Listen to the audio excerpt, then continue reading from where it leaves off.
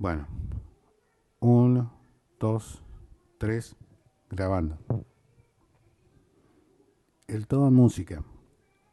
Puse este título porque en realidad cuando nosotros escuchamos por primera vez alguna música, escuchamos el completo, escuchamos eh, toda la obra y por ahí nos detenemos. Si tiene letra, la seguimos, pero en general escuchamos todo, no nos ponemos a pensar qué hace tal instrumento o cuál sonido o lo que sea. Entonces, como para ir organizando un poquito, me basé por un lado en algunas cuestiones que plantea María del Carmen Aguilar y por otro lado, sobre un texto que recuperé de una clase de composición de Dante Grela. Entonces, vamos a tratar de llegar al concepto de línea melódica lo más amplio posible, porque si bien el libro de María del Carmen Aguilar está concentrado en un determinado tipo de música, vamos a tratar de agregarle algunas cosas como para ampliar nuestro repertorio, llegando a nuestro siglo XXI. Entonces, para comenzar, vamos a ir viendo los tipos de música que, que hace una clasificación María del Carmen Aguilar. Y esos tipos de música ella lo divide en dos, ¿no es cierto? Las que se adhieren a un texto se desarrollan dos planos de significación, o sea, por ahí una música, algo que está acompañando, y la voz principal. El de la palabra tiene mayor significado, nos impacta más porque justamente nosotros estamos entrenados para escuchar justamente la voz, la palabra, nuestro oído, nuestra atención. Incluso si estamos, para que tengan como ejemplo, estamos en un bar charlando con alguien, hay mucha gente, hay mucho ruido, pero podemos estar charlando con el otro y escucharlo a esa sola persona y hacer como un filtro auditivo, digamos, eh, sin necesidad y automáticamente lo hacemos. Es algo que nosotros podemos hacerlo. Entonces, esa concentración es la que vamos a ir tratando de utilizar para determinar determinados, valga la redundancia, discriminar, ¿no es cierto?, de determinados conceptos o contenidos que la música nos está brindando. En general nos brinda mucha información, a veces es tanta la información que tenemos que entrenarnos un poco más, pero bueno, ese sería el ejemplo de la parte de la música que tiene texto. Y por el otro lado, dijimos que se desarrolla en dos planos. El específicamente musical, si tiene ritmo, altura, o sea, tiene algún instrumento, hace algún punteo, pensemos, no sé, se me ocurre Rata Blanca, Temple, Rammstein, ¿sí? Uno escucha la línea melódica y escucha todo el rock atrás. Y por el otro lado tenemos otro tipo de música que plantea María del Carmen Aguilar, la que no tiene directamente texto, la que es puramente música, la que se puede tocar con un pianito, o con distintos instrumentos. Entonces se desarrolla su propia sintaxis, y esos sonidos están organizados según patrones rítmicos, configuraciones mínimas que se encadenan y además la configuración y su encadenamiento responden a pautas culturales. O sea, creo que queda claro, no es lo mismo lo que pasa en la India que cómo configuran su sonido y sus ritmos, como lo que pasa en la Argentina o en cualquier otro lugar, digamos, ¿sí? Yo acá puse que podemos decir, esto es texto de María del Carmen Aguilar, podemos decir que la percepción musical opera sobre dos tipos de música. Yo particularmente creo que podríamos hacer 4, y esto, el pensamiento de 4 categorizaciones me surgió hace algunos años y ahora creo que habría que hacer como más de 4. ¿Y cómo sería eso? Bueno, la música que tiene 2 planos sonoros, pero puede ser con percusión y sin percusión, o sea que ahí ya sumamos 2. Y la música plenamente musical, instrumental, ¿sí? Que va con percusión o sin percusión. Entonces, bueno, podemos abarcar la música celta, eh, instrumental, con percusión, sin percusión. Bueno, entonces esto sería como un pantallazo de los tipos de música que nosotros vamos a abarcar. Acá también estaría faltando los tipos de música contemporánea, eh, hecha con ruidos, ¿sí? Entonces, por eso mismo aclaro de que le estaría faltando una actualización a este gráfico que lo hice en el 2017. Y bueno, pasamos a lo siguiente. Siguiendo con esto de que nosotros escuchamos el todo, cuando, por ejemplo, vemos la Tierra, nosotros la vemos como una sola unidad, pero esa unidad tiene distintos estratos. Entonces, bueno, cada estrato tiene su nombre, pero pensemos históricamente qué pasó, porque eso es lo interesante para hacer un paralelo con la música. Al principio se supone que era una bola de fuego cuando se formó, todo lava, ¿sí? O sea que habrá sido un, un solo estrato donde estaba todo mezclado, un solo estrato, ¿sí? Luego, al pasar los siglos, se fue organizando, haciendo cambios, ¿sí? Y llegó más o menos a lo que hoy vemos acá en el gráfico, eh, como los distintos estratos que tiene la Tierra, digamos, el núcleo externo, núcleo interno, el manto, la corteza terrestre. Pero si hacemos un paralelo con la historia de la música, también se fueron configurando. Acá tenemos un ejemplo, que no sé si lo voy a poder aumentar. Vamos a tratar, ¿sí? A ver si lo puedo hacer. No.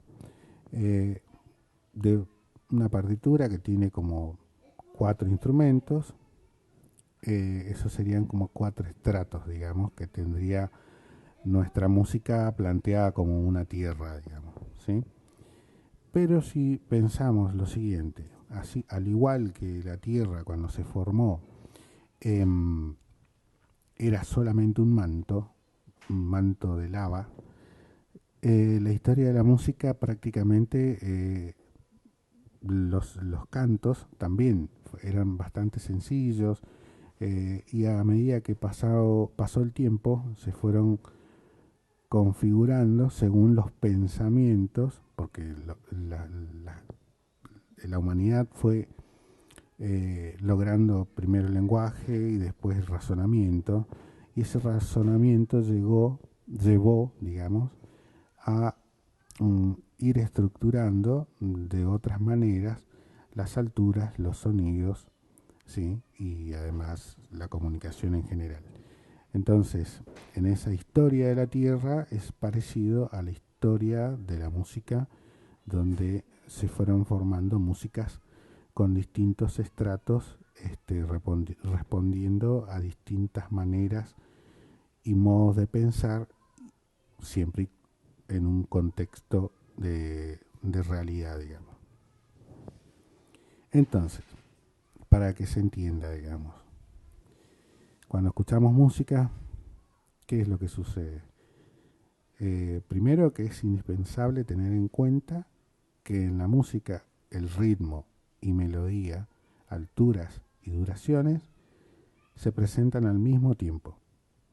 Un nivel depende necesariamente del otro, uno funciona como portador del otro.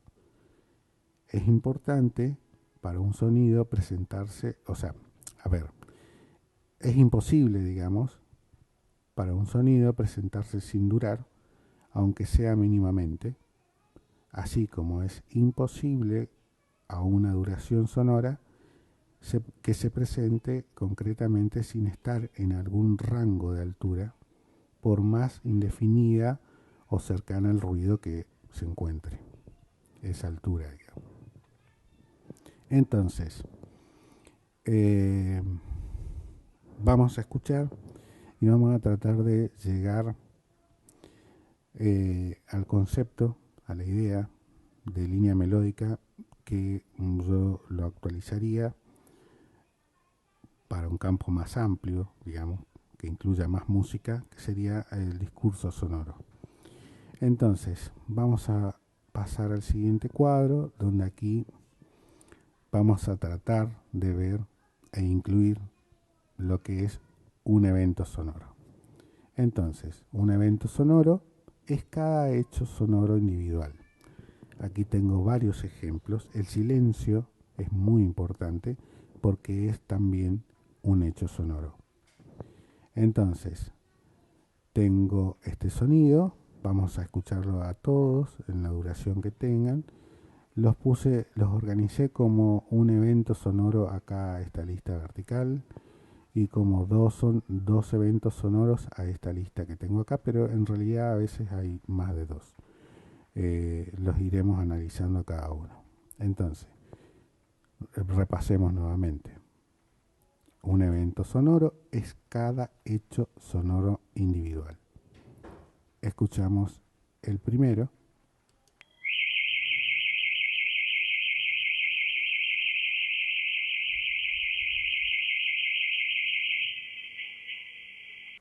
Claramente era la alarma de una moto, que si nosotros empezamos a analizarlo, tiene un movimiento, ¿no es cierto? Podríamos graficarlo, podríamos hacer un análisis de cuánto duró, cuánto tardó el dueño en llegar y apagar la alarma, no sé. Pero es un hecho sonoro y tiene esas características. Luego viene el siguiente ejemplo.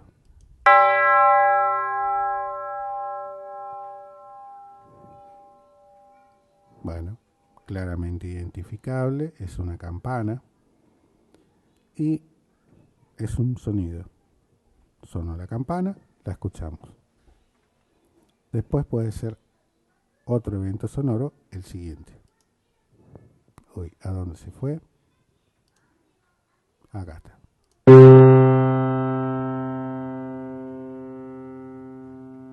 Es el lado de un piano. A ver.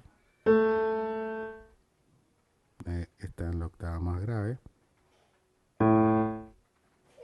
Perdón, bueno, en la. ¿Por qué puse un la? Error mío. Ahí tendría que ser un do. ¿Sí?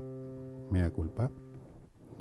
Y después vamos a la lista de dos eventos sonoros. Acá tengo el dibujo de un tacho de basura. Vamos a escuchar. Lo escuchamos de nuevo. Entonces, este evento sonoro tiene la pisada, tiene lo que se tira adentro y tiene después la vuelta de la tapa. El siguiente evento sonoro también le puse un gráfico como para que nos dé la idea de qué es lo que va a sonar, pero vamos a escucharlo igual.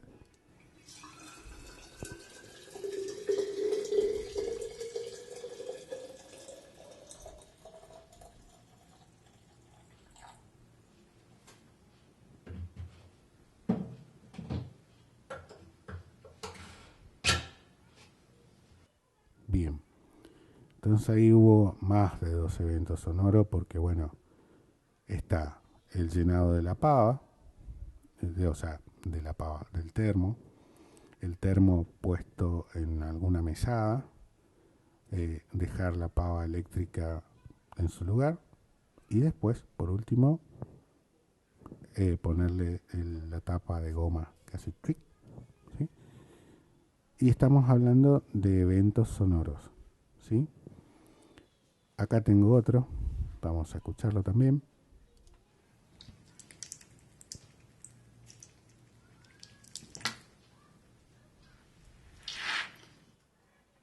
Bien, tiene más de 2 eventos sonoros, pero hay uno que es claramente cuando estamos cargando nuestro mate y desde el termo y hace plip, plip, plip, plip, plip, plip, plip. Tiene su característica de, de volcado, digamos, del líquido. Después viene un movimiento del termo, parece que la tapa se cierra y lógicamente la succión. Lo escuchamos nuevamente.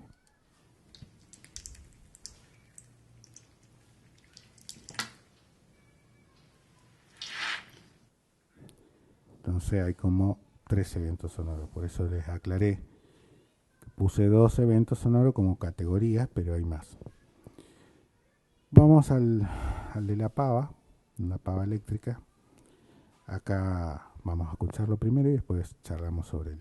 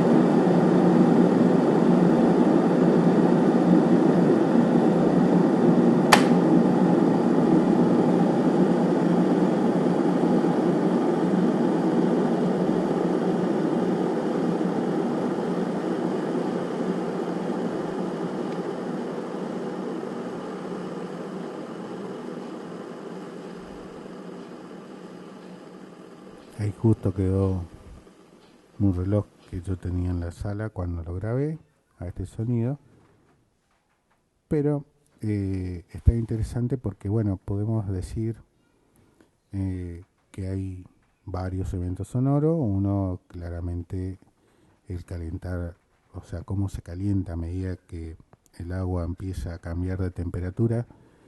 Todo ese tiempo, toda esa duración que tiene de elevarse en temperatura, también va cambiando el sonido. Y luego del clic, ya cuando la pava dice, bueno, el sensor de la pava dice, bueno, hasta acá tenía que llegar, salta, y también escuchamos cómo todavía sigue ese cambio de temperatura del agua y se empieza a enfriar y también tiene otro color, va cambiando, digamos, ¿sí? Entonces, si bien es un solo sonido, que es el de calentar agua, pero tiene como un montón de variaciones en el tiempo, que luego lo vamos a ir viendo con las variables de los eventos sonoros o las categorizaciones de los eventos sonoros. Bueno, entonces como para ir redondeando. Me quedó el tabla. El tabla es un instrumento de la India.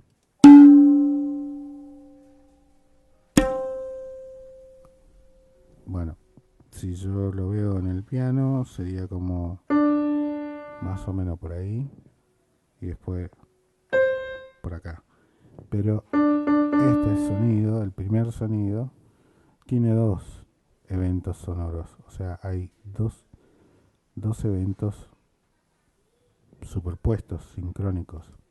Ahí a donde se fue, vamos para atrás nuevamente. Tabla, acá está.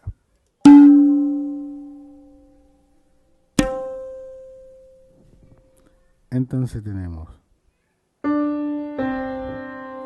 hay como estos dos sonidos, y en el segundo parece que es algo así, ¿sí? Bueno, podemos tratar de ubicarlo, digamos. Entonces, dentro de estos eventos sonoros que nosotros los vimos como individuales, podemos hacer como 3 categorías o más, pero por ahora vamos a dejarlas en 3, que es altura definida, la nota do del piano, acá está mal, esto no es un la nota do, bien clarito, do es do, que en realidad era este do, ¿sí? Y después tenemos altura intermedia, que es la campana, porque la campana, si bien nosotros podemos relativamente percibir una altura, pero tiene un complejo sonoro que hace que no sea tan fácil de decir, bueno, es un do, es un la o alguna altura definida, digamos. Después tenemos la categoría de altura nula o cercana al ruido. Bueno, entonces cercana al ruido teníamos la pava principalmente, el mate, la cebada del mate, la carga de agua, ¿sí? Acá también tenemos un cambio sonoro, a medida que se va llenando el termo, se va cambiando la altura. Y el ruido, los golpes del cesto de basura, que puede ser nula, o podríamos tratar de identificar más o menos una altura, y el silencio, que directamente es nulo. Entonces, vimos distintos eventos sonoros, ¿sí?, que pueden estar dentro de una composición musical. Ahora vamos a ver, que es un repaso, digamos, y una ampliación de cómo nosotros organizamos esos eventos sonoros, y tiene que ver con unas variables, o sea, las variaciones que sufren el evento sonoro. Entonces, para definir cualquier evento sonoro necesitamos asignarle un conjunto de valores o un conjunto de variables que son los que los músicos llamamos parámetros del sonido o de los eventos sonoros, digamos. Y los parámetros fundamentales de los fenómenos sonoros son la altura, la duración, la intensidad, si es fuerte o suave, el timbre, o sea, reconocer cuál es la fuente sonora, la altura, repito, si es alto, grave, medio, bajo. Siempre vamos a usar la comparación, necesitamos un evento y otro evento para poder compararlo. La duración, si es corto o largo, como sé si es corto o largo, necesito siempre más de un elemento, más de un evento sonoro para poder compararlo. La intensidad, si es fuerte o suave, también necesito tener por lo menos 2 eventos sonoros que sean distintos para poder asignarle algún valor a esa variable intensidad. Y el timbre, bueno, es el reconocimiento. Aquí no hace falta, por ahora, no hace falta que nosotros tengamos la comparación. Sí, cuando escuchemos música, ahí ya vamos a tener un pequeño problema, o la superposición de timbres en determinado periodo musical se ha hecho compleja, tratando de que no se note la transición de un instrumento a otro.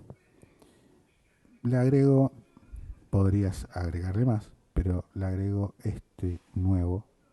Podríamos agregarle, por ejemplo, la ubicación espacial, si está a la derecha, a la izquierda. Podríamos asignarle otros valores más, pero me pareció más interesante por ahora, eso lo vamos a ir viendo con Juan, agregarle ancho de banda, ¿sí? Entonces, pensemos en el cambio de temperatura de la pava, el ejemplo de la pava. Entonces empezó como una cosa pequeña, se fue haciendo cada vez más ancho, ese ancho de banda, ese ancho de ruido, y después terminó, después de que saltó el sensor, terminó disminuyendo. O sea, para ese tipo de eventos sonoros podemos aplicar tranquilamente este concepto de ancho de banda y cualquier otro sonido más. Ninguno queda libre de ser analizado dentro de un ancho de banda.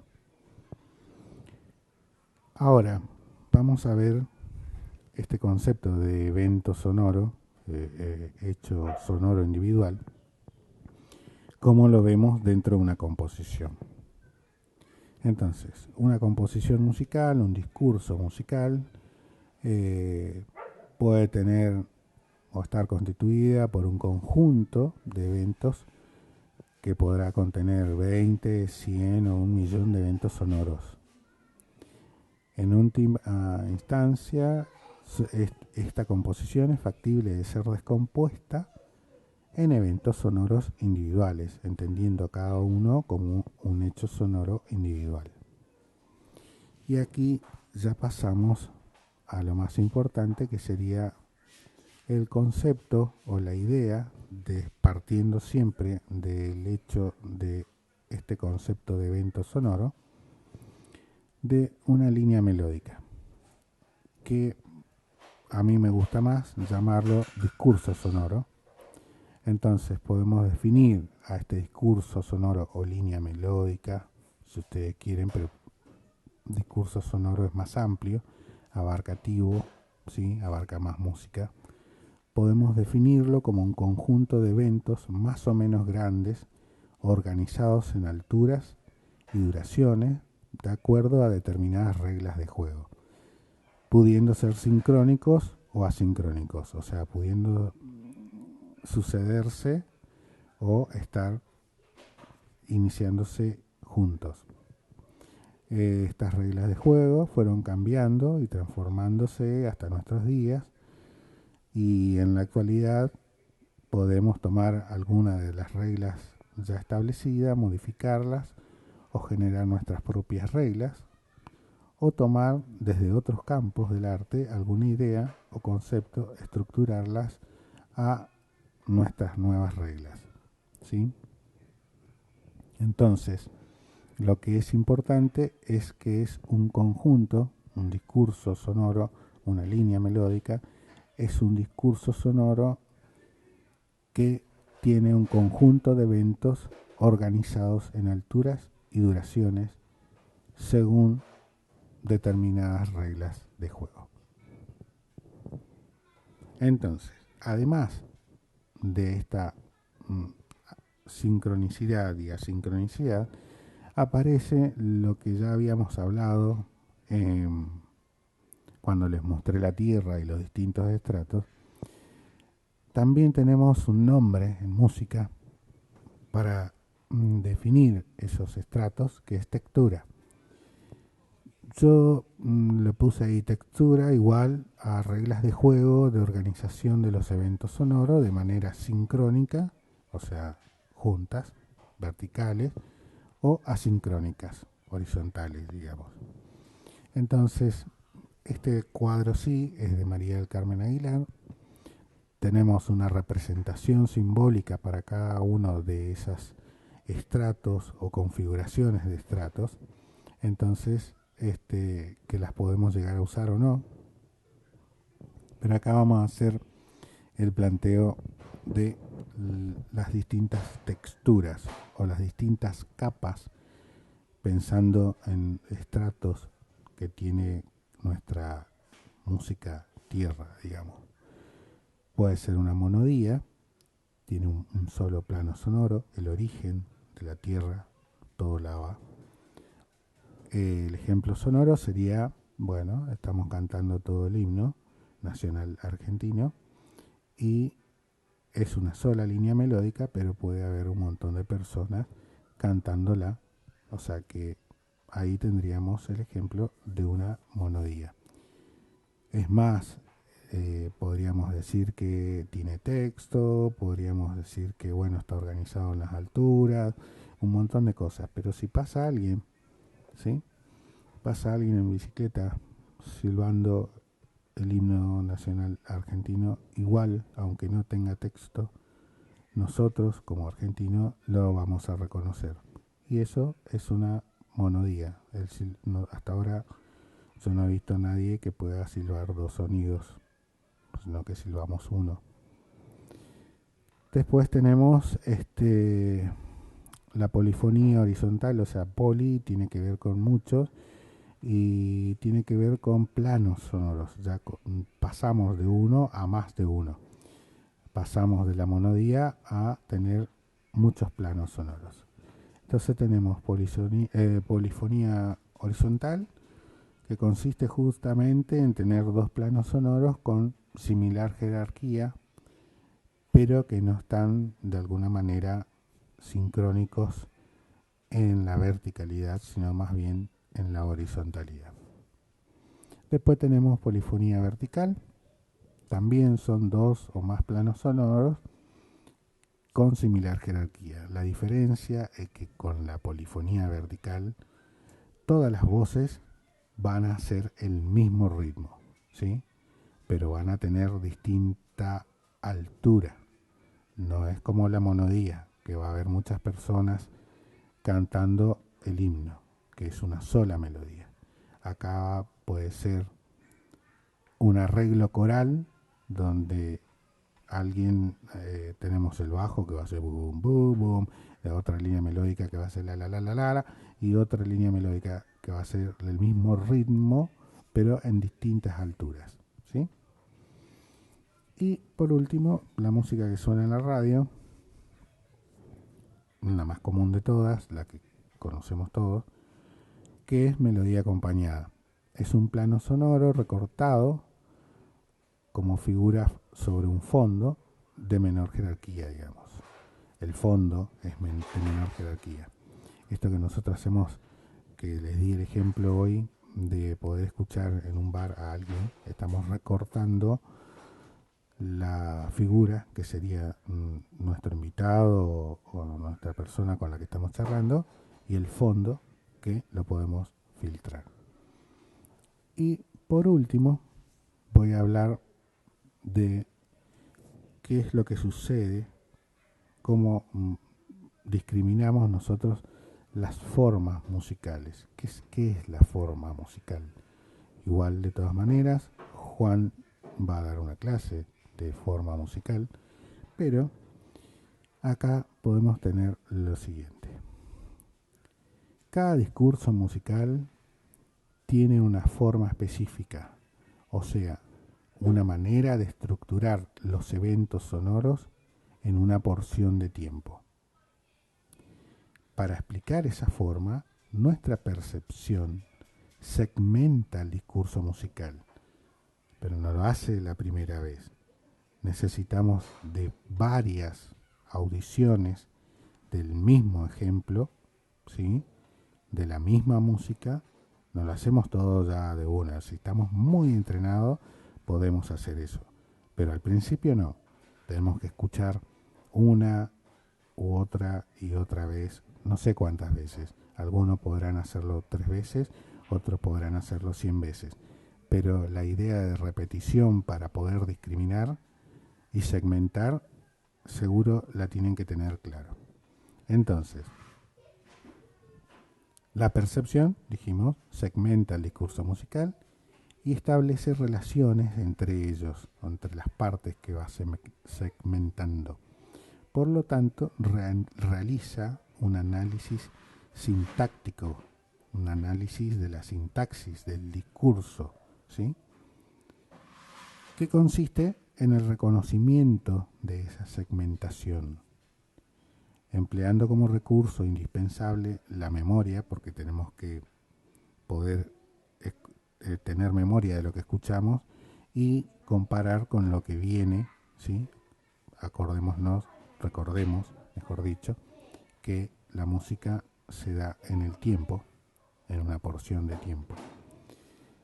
Y lo importante acá es que si bien vamos a usar la memoria y la comparación, el recurso más importante, lo que vamos a terminar, lo que nos va a permitir hacer esa segmentación, es el reconocer si hay permanencia, cambio o retorno. Pensemos en un ejemplo de la pava o de la pava. Tenemos, es un ejemplo así como traído de los pelos, pero viene bien como para pensarlo, digamos.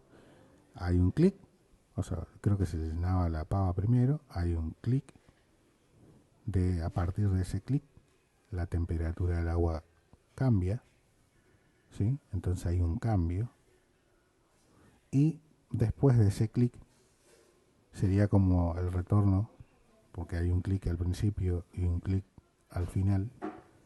Ahí tendríamos un plano con retorno, pero el agua cambiando de temperatura tendríamos cambio, ¿sí? Un cambio que se daría en un ancho de banda. Bueno, espero que con esto haya quedado más o menos claro la idea de línea melódica, que voy a volver nuevamente como para que quede más claro, que es un conjunto de eventos más o menos grandes organizados en alturas y duraciones de acuerdo a determinadas reglas de juego, ¿sí? Son eventos sonoros organizados. Bueno, muchas gracias y espero que se haya entendido. Hasta luego.